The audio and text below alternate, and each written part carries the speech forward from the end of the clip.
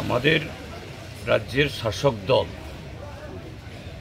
তার জনবিচ্ছিন্নতার যে চরমে পৌঁছেছে, এ থেকে কীভাবে নিজেদেরকে আড়াল করবে,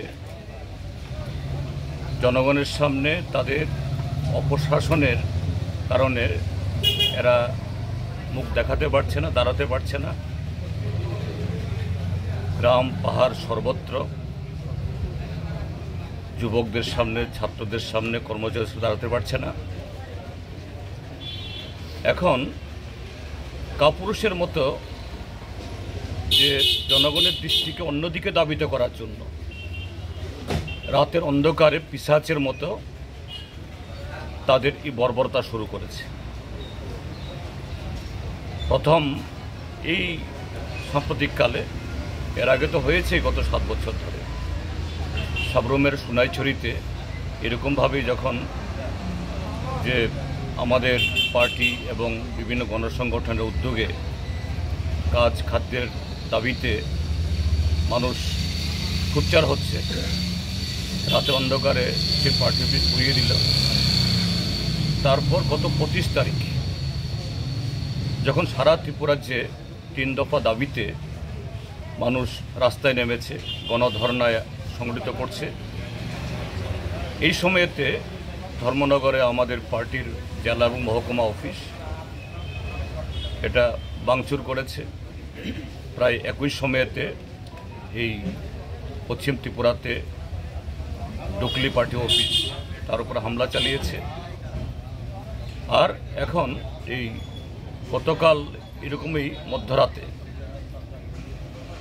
এই মান্দাই পার্টি অফিসের উপরে তাদের এই আক্রমণটা তারা হানলো। কাপুরুষের মতো এখানে পেট্রোল এবং টায়ার জ্বালিয়ে গোটা পার্টি অফিসকে তারা একটা ধ্বংসস্তূপে পরিণত করেছে। এবং এই যে ঘটনাটা করেছে, এটা এই নয় যে প্রশাসন বা আরক্ষা কর্মীরা, আরক্ষা প্রশাসন তাদের নজরে এটা নেই। এখানকার জনগণ, আমরা এখানে এসেছি, সকালে বহু লোক এখানে এসেছেন, শুধু আমাদের সমর্থক তারা না, অন্য দলের সমর্থকরাও, মথা আইপিএফটি যারা করেন, স্থানীয়ভাবে যারা এই বিজেপি করেন তারাও, এবং সবাই বলছেন যে জিরানিয়া চম্পকনগর থেকে, সেখান থেকে তাদের লোকজন এসে মোটরসাইকেলে এসে এই পেট্রোল এবং টায়ার নিয়ে এসছে। এখানে ঢুকে এই গেট ভাঙতে পারেনি, পাশে যে টিনের আছে, বেড়া আছে, এটা ভেঙেছে। তারপরে এখানে এসে আবার গেট ভাঙতে হয়েছে।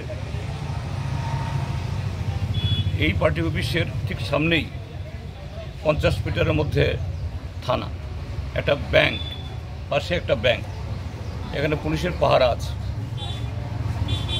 তার মানে এটা নিঃশব্দে হয়, যে সশব্দে, যে প্রশাসনের কাছে, পুলিশের কাছে অগ্রিম খবর আছে।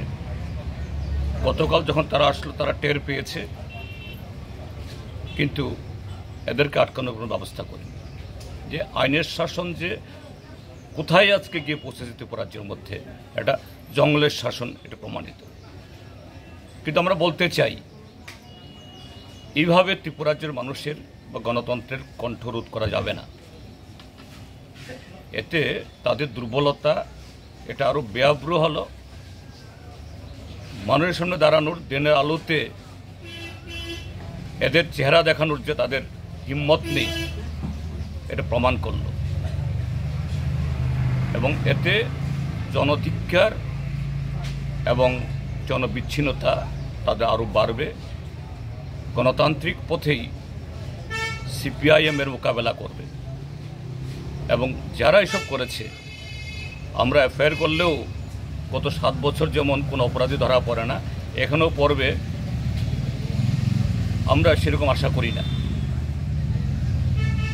কিন্তু যারা দুষ্কৃতী এবং এই দুষ্কৃতির যারা মূল কিংপিন, ঠান্ডা ঘরে বসে যারা এই সমস্ত নির্দেশিকা দিচ্ছেন, তাদেরকে বলে দিচ্ছি, হুঁশিয়ারি করে দিচ্ছি, কেউ রেহাই পাবে না।